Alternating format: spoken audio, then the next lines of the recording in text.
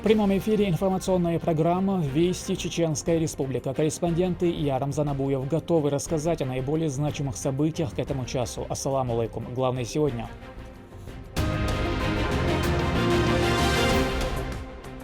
Благословенное время. Милости Всевышнего, прощения всех грехов. Верующие региона выстаивают предрассветные намазы в мечетях. Какую ценность таят в себе последние ночи Рамадана?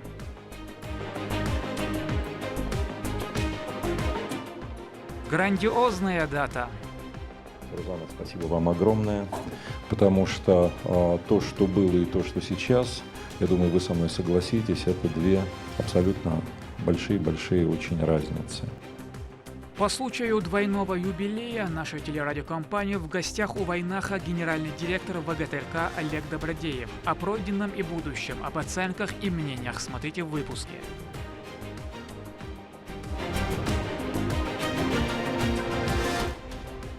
Ведущие в стране.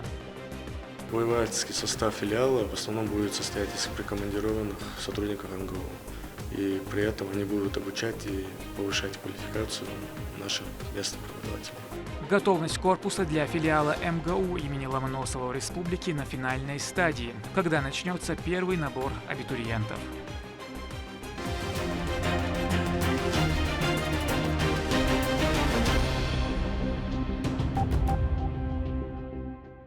2023 год юбилейный для нашей телерадиокомпании. 65 лет назад было начато возведение первого телецентра в СССР.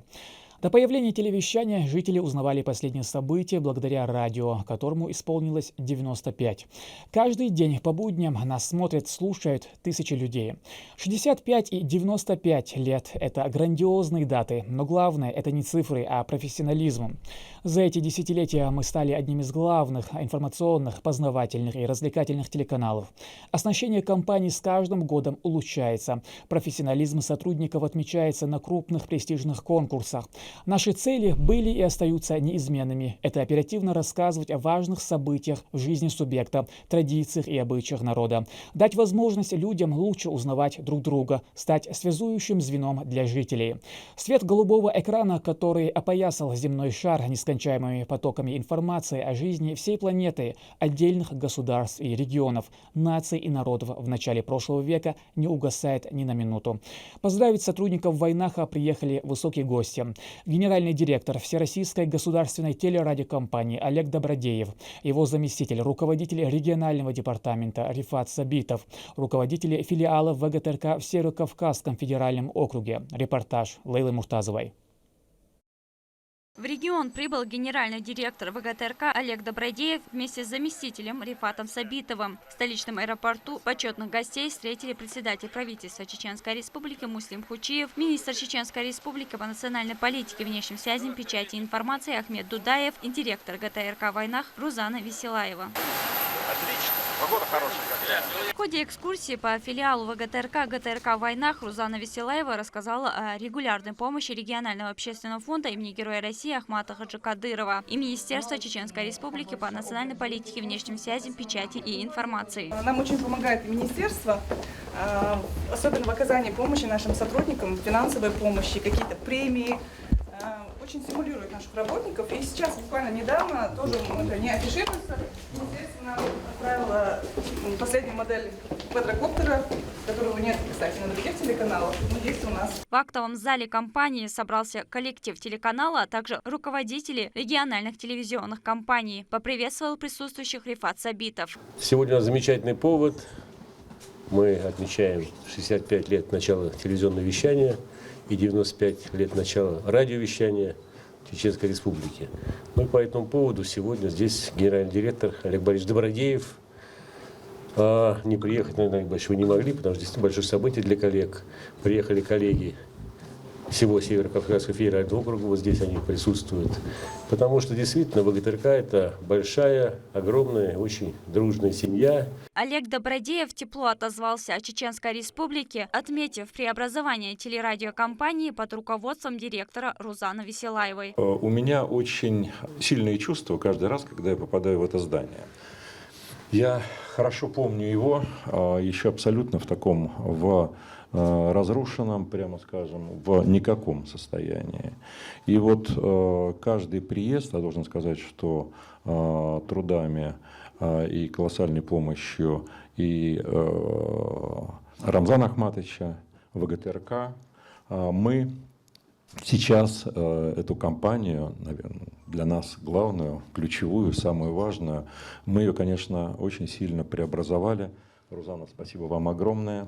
Директор ВГТРК оказывал всевозможное содействие в объективном освещении новостей из региона в самое сложное для него время. Для этого он не раз посещал республику. Благодаря его усилиям широкая аудитория могла узнавать истинную картину событий, происходивших в субъекте, отметил Муслим Хучиев. В самое трудное время для Чеченской Республики, когда отсюда люди уезжали, спасая свою жизнь, вы на месте налаживали на телевидении, помогали.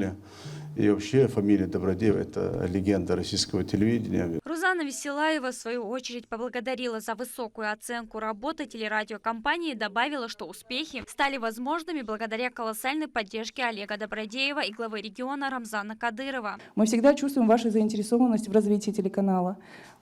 Стоит нам только позвонить Рифату Абдулгаповичу, как любая проблема в считанные сроки она решается. Поэтому я хочу выразить вам слова огромной благодарности. Нам на самом деле есть на кого равняться. Мы постараемся оправдать ваши ожидания, расти в профессиональном плане. И, конечно, огромное спасибо здесь Рамзану Ахматовичу Кадырову, который тоже нас во всем поддерживает, и сотрудников филиала, и решаются какие-то жилищные проблемы. Это мотивирует, и это очень помогает нам. Поэтому нам повезло вдвойне. У нас есть в республике Рамзан Ахматович, и есть в Москве Олег Борисович. Спасибо вам большое. У сотрудников ГТРК появилась возможность задать интересующие вопросы гендиректору напрямую, а не касаясь инженерной части работы и развития интернет-ресурсов телевидения. У нас огромное количество и расходных материалов, и для того, чтобы наш производственный процесс никогда не стопорился, никогда, мы ищем и, уверен, найдем в самое ближайшее обозримом будущем варианты для решения этой ситуации. Как принято на Кавказе, гостей не отпускает без подарков. Рузана Веселаева вручила символичные презенты Олегу Добродееву и Рифату Сабитову. Хотим, чтобы, когда вы отправитесь домой, в Москву, в вашем кабинете была частичка Грозного, Чеченской Республики. Это наша мечеть, сердце Чечни. Завершилось посещение компании встречи с руководителями филиалов республик СКФО, прибывших на празднование юбилея ВГТРК в войнах. Лейла Муртазова, Магомед Басаев, Хусейн Мурдаханов, Саид Селим Ампукаев. Вести, Чеченская Республика. Рамадан – время духовного очищения. В этот период верующие посвящают себя молитве и благим делам. В хадисах упоминается ценность фаджра как наиболее значимой молитвы. Жители совершают предрассветные намазы в мечетях. Репортаж с центральной мечети Грозного, сердца Чечни, Мадины Нусалчиевой.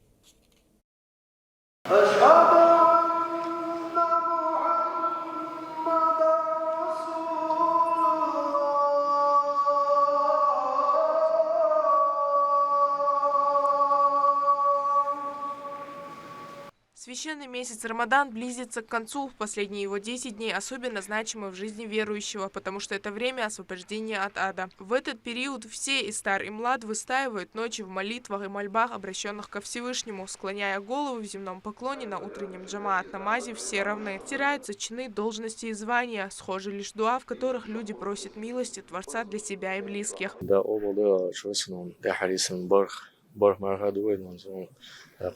Mella Ulamsh Halios, Mella Donastis, Mella Terahelios, Ella Verderson, Marquashana, Way Ukraine Bombo, Way now was it on Sandy, Dwatdesh, so that Wager the Usto now was the dish away of Tahadoshan and so we done. More Sandelag on dropped it, so what did you skip it on this? That on Massagan. Последние дни Рамадана – это время для благотворительности и помощи нуждающимся, разрешения неурядиц и прощения, самосовершенствования, улучшения жизни, взывания с мольбой и покаяния. Также желательно в эти дни уделять как можно больше времени ночному поклонению. Сегодня последние дни священного месяца Рамадан.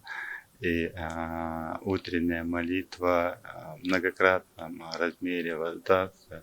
И, пользуясь случаем, хотим поздравить всех жителей республики, всех мусульман с наступающим праздником. Пожелать всем здоровья, счастья, успехов, чтобы Всевышний принял их молитвы, дуа, все благие дела. Хочется пожелать милости Всевышнего, прощения всех грехов и большего усердия на пути веры. Главной особенностью этого времени является то, что на него приходится ночь предопределения Лейлатуль-Кадр, в которую был ниспослан священный Коран. В эту ночь ангел, спустившись с небес, просит у Всевышнего прощения за тех людей, кто занимается богоугодными делами, читает Коран, молится и поминает Всевышнего.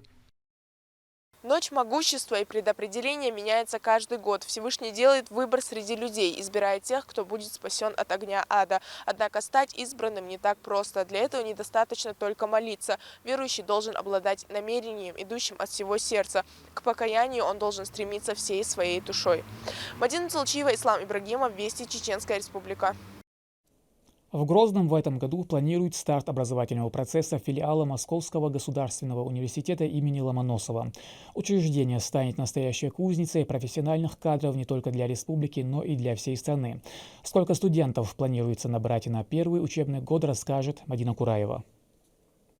Филиал МГУ – это еще одно украшение столицы региона. Современный дизайн и масштаб объекта впечатляет. Общая площадь застройки 26 гектаров. Здесь располагаются 8 корпусов, 3 из них учебные, 1 главный административный. В спортивно-оздоровительном корпусе находится вот такой полуолимпийский бассейн на 5 дорожек. Его длина составляет 25 метров, а глубина 2,5. Также здесь установлена и трибуна.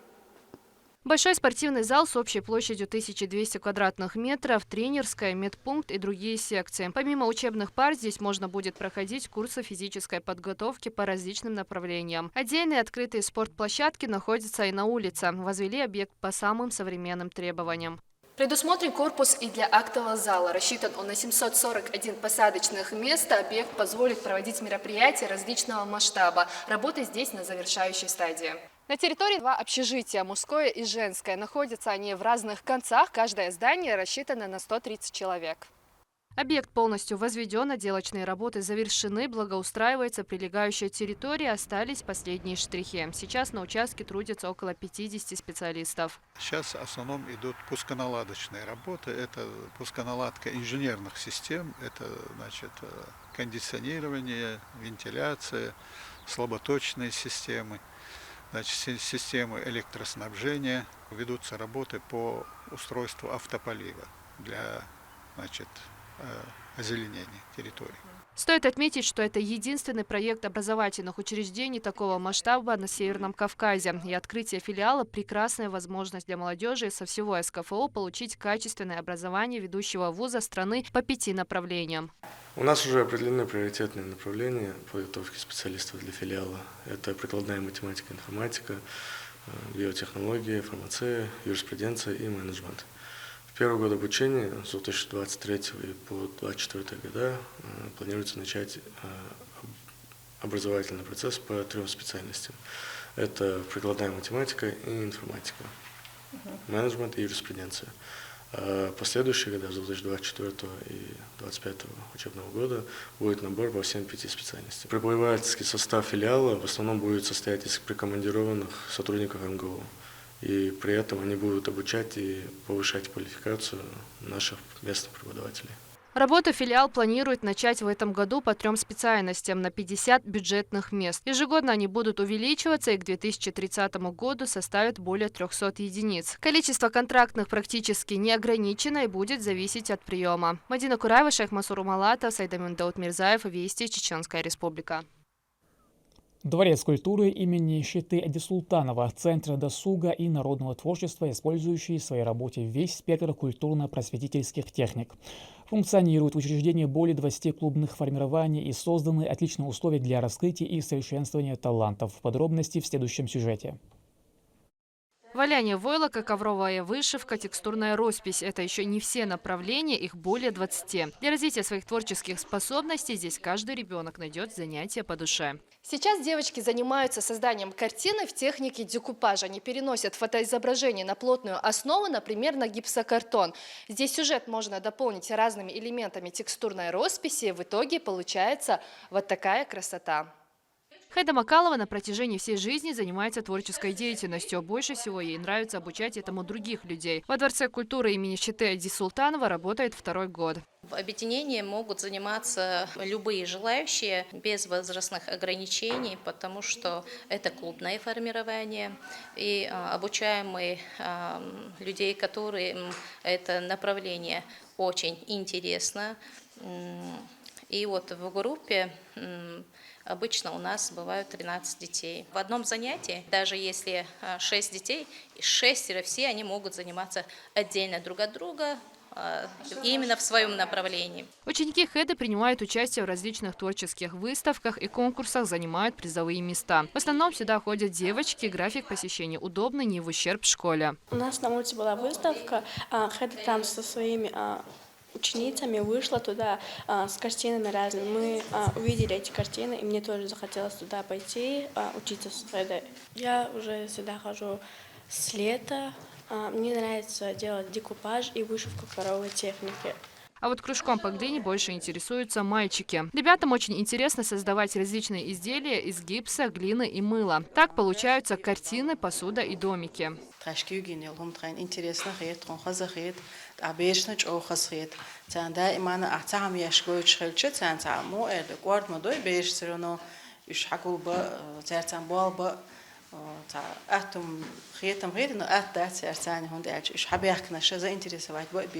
На данный момент во Дворце культуры функционирует 16 кружков, которые посещают 345 человек в 2 смены. Каждый может подобрать то, что ему близко и интересно, начиная с изобразительного искусства и заканчивая исполнительскими направлениями, такими как вокал и хореография. Работают клубные формирования 6 дней в неделю по расписанию и нет возрастных ограничений. Мадина Кураева, Резван Насипов, Сайдаминдот Мирзаев, Вести, Чеченская Республика. К этому часу это все события. Еще больше новостей вы можете узнать и на наших социальных платформах, и в приложении «Смотрим». С вами был Рамзан Абуев. И пусть в вашей жизни будут только хорошие вести.